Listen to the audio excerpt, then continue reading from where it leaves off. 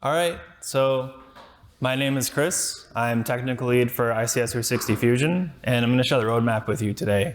Some of the cool things we're going to be doing pretty soon, and also some experimental things, and hope you like it. So, general outline of the roadmap here. So, you've seen the Flow engine a little bit, and so the idea here is we want to build a best-in-class visual programming language of sorts. So, you may have heard of Node-RED or things similar to that.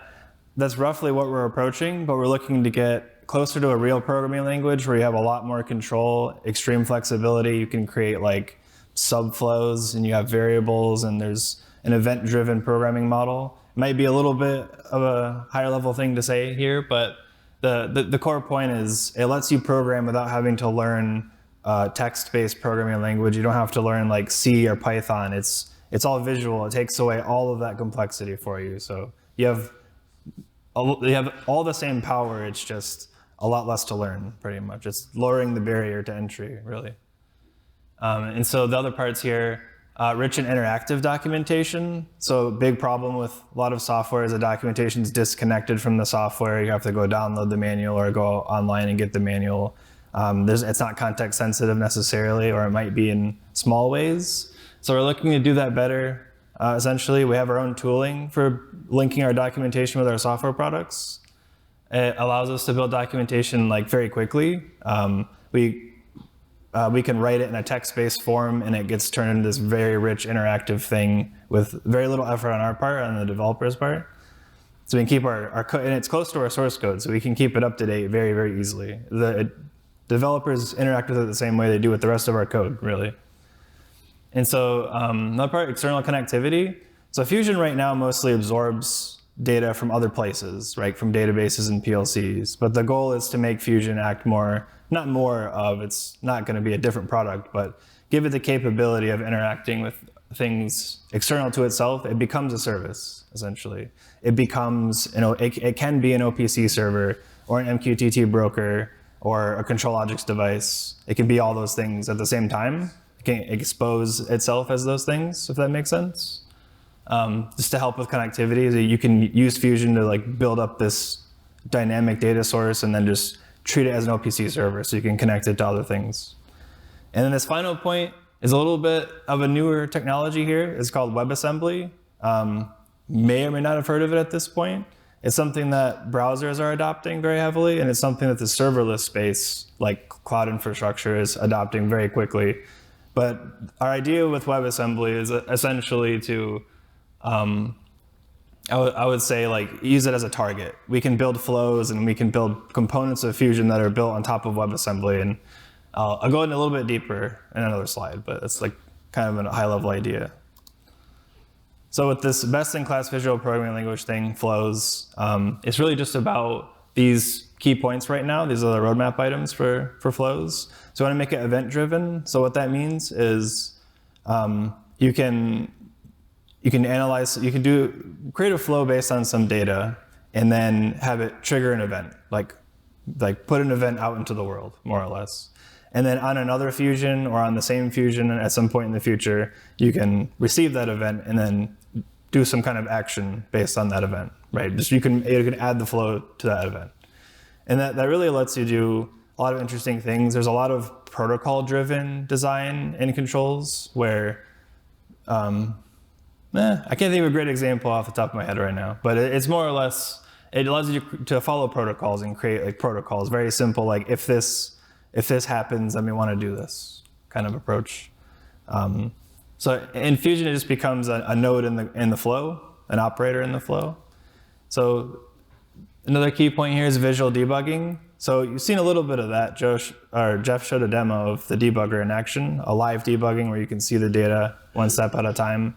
The idea with visual debugging is just expanding that, giving some more debugging features to being able to manipulate data as it flows through as well, things like that, just to make it really easy to see, change the flow in real time and see what happens instead of having to stop it and start it again. And you can tweak the data as it goes through so you can see what happens when the data looks different, that kind of thing. So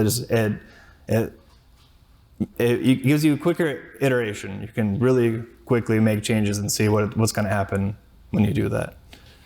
Another big thing, profiling. So being able to see the performance of your flows at every step of the way. So how long does it take this operator in the flow to do its job? What's causing it to be slow, the whole flow in general, things like that. That's profiling.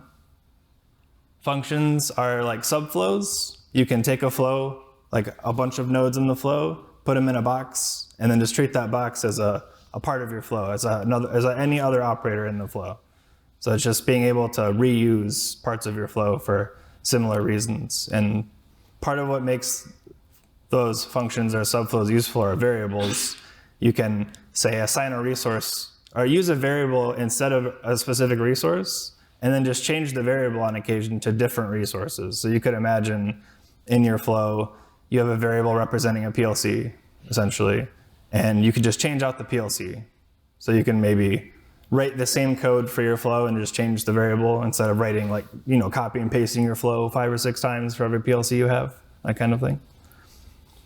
And performance is just, our flow engine is already extremely fast. It's very low latency. We actually, it's a bit of a low level detail, but we compile our flows into machine code. There's no interpreter or slow process in the background trying to like read a flow and do it one step at a time. This all gets turned into the same thing that any program in your computer is. So it's extremely fast. It's as bare metal as it can get, just about. So and a big story for performance will be WebAssembly, targeting WebAssembly for flows instead of bare metal machine code. It'll let us run flows in the browser, and that will be a big part of, say, an HMI implementation. Right now, you can only use flows for Fusion on the server part. You can only retrieve data and manipulate it on the server side, like on a computer somewhere. But with WebAssembly, we'll be able to do that in the browser. And like I said, you can mess with your HMI screens using flows the same way you can do it right now with data, just plain data. So this is just an example of the debugger today. It's not any different from what Jeff showed. It's just showing that this is some kind of flow, and that join operator there has a breakpoint on it, and it's currently active. And that messages box there is showing just, the data that's there at that point in time. I just wanted to give you a refresh of what the debugger looks like, sort of, and what it's doing.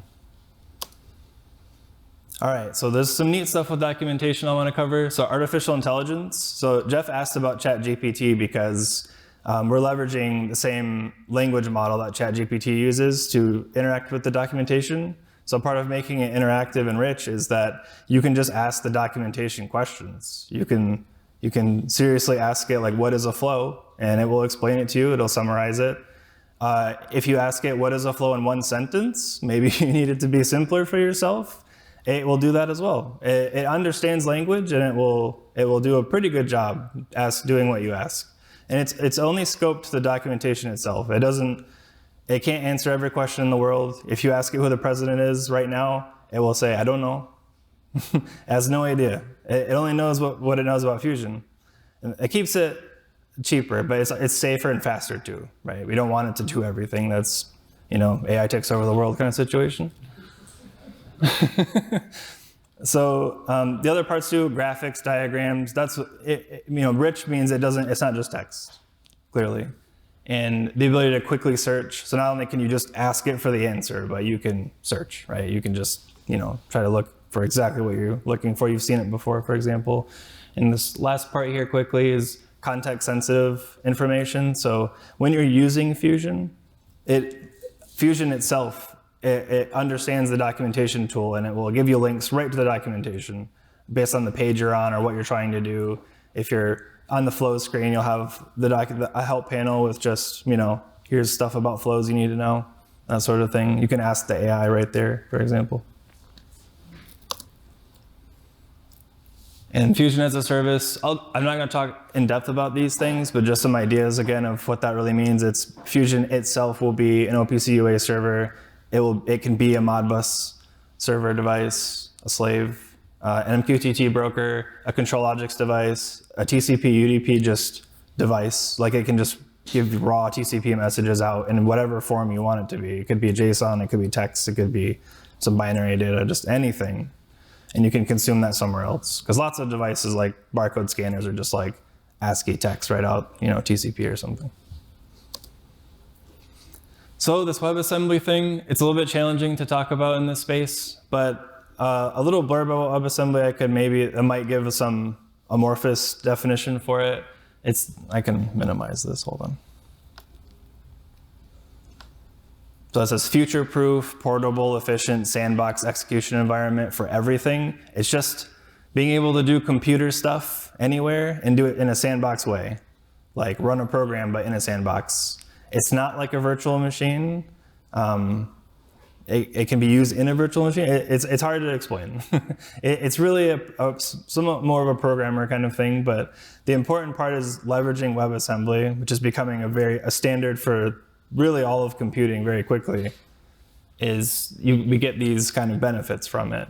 So cybersecurity, in a broad sense, I can't go into too much detail about it, but the reason why we get more security from a networking point of view is because of containerization and the sandbox nature of WebAssembly.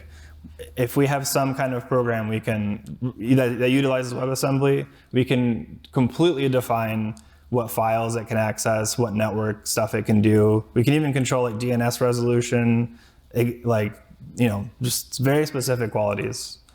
So imagine running a flow inside of a WebAssembly environment. It only can do what you allow it to do. That's the idea here.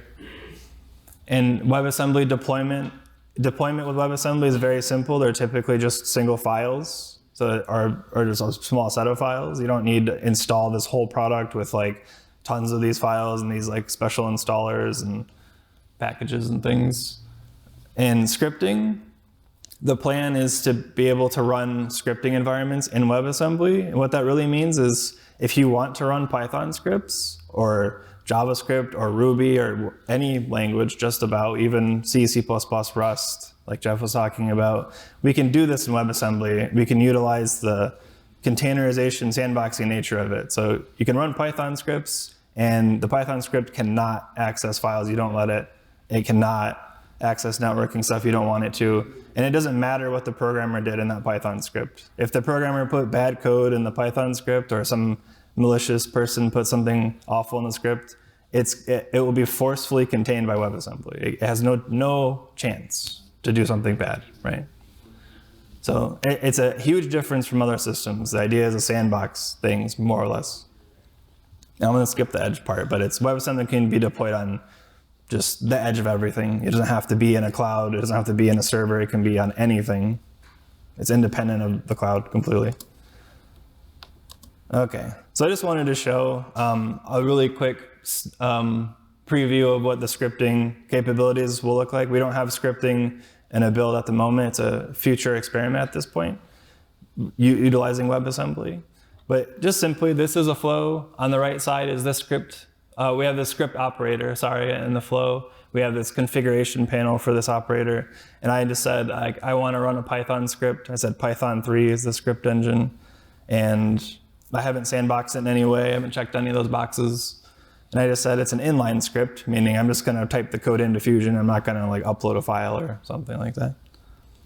And this next screen is just showing, here's a script editor. You can see there's Python code there. There's some syntax highlighting and fancy code stuff going on. The code has colors in it. And the neat thing is, we can interact with Fusion in the script. So we can say I want to receive some data from Fusion. I want to mess with it in the Python script, do stuff to it, and then I want to send it back out so that other parts of the flow can, use the data we just messed with. So I won't explain the code. You don't have to, you don't have to do that. But in this flow, the script goes to that log operator, that purple one all the way to the right. That just means the Python script messes with whatever's going into it, and it puts it out into the log operator there. So that script operator, you could do anything. You could have a programmer write any Python script to do whatever you'd like. That's the idea with scripting, with all the sandboxing that I was just talking about. All right, so I do have a demo of artificial intelligence with our documentation. And but before that, are there any questions for me? I know that was a lot. All right, you want to see the AI then? All right. So everyone can see this okay? You don't have to read the text. It's just, so this is the documentation that we have at the moment. I believe, Ryan, are you going to go over some of this? Okay. So I won't show much of the documentation, but what I can show you is this little Dynics AI chat window in the top right. I think I'll increase the text size just a little bit. Hopefully that works out for me. Is that better? Yep. Okay. So I can ask this AI questions like I'm asking a person. I don't have to like try to talk like a robot, like how flow or something, you know. So like, how do I create a flow? I just ask the AI nicely, or not. You don't have to be nice to it if you don't want to. It's not going to hurt you. So I ask it how to create a flow, and it tells me. It quite simply, it reads the documentation itself, and it puts it into its own words, and it explains it to you. That's what it does. And that's a lot of words. Like, that's too complicated for me right now. I'm on stage, I can't read that long. So how do I create a flow in one sentence? You can use intelligence. It's supposed to be smart, right? So it did that for me. It told me how to create a flow in one sentence instead of a paragraph. And that's the idea with AI in this context. We're using the intelligence of this like fancy language model to just help us read the documentation. We don't have to scan through all the pages and navigate through the tree and try to find everything. We just ask it specific questions. And what is the meaning of life? It has answers like that too. If that's in our documentation, Yeah. So I told the AI what the answer to the meaning of life is in this case. It didn't just figure that out on its own, but I just wanted to illustrate too that it only understands the Fusion documentation itself. So if I ask it who is the president, like I was saying before, it doesn't have that answer. So it says I don't know, right? So that's the idea with this AI technology. This is the way we want to leverage it, just making it as quick and easy as possible to just understand how to do something, and that's about it. So let's say I wanted to say, which operator would I use to parse JSON? Yeah, so this is not a pre-scripted question, and it does a pretty good job. Yeah, it was on the fly. I never even asked him that before. Awesome. Yeah. In this case, the answer isn't perfect, actually. It says the JSON configuration mapping tool allows JSON to be accessed directly and mapped to column data used by Fusion efficiently. It's a little off here. It's almost there. It knows about the JSON configuration mapping, but that's part of the JSON operator, which it didn't actually mention specifically. And that's something we have to work on still, yeah. Is writing the documentation in a way that it's understandable by people and the AI a little bit. We don't have to work too hard on that, actually, but I will add that the processing we've done to train this AI, none of it has involved anything complicated or mathy or difficult. We've given it more or less the same thing that you would read, right? The AI is understanding the documentation in its own way, just from the text we've given it. We can, the better we do writing the documentation, the better the AI gets, really.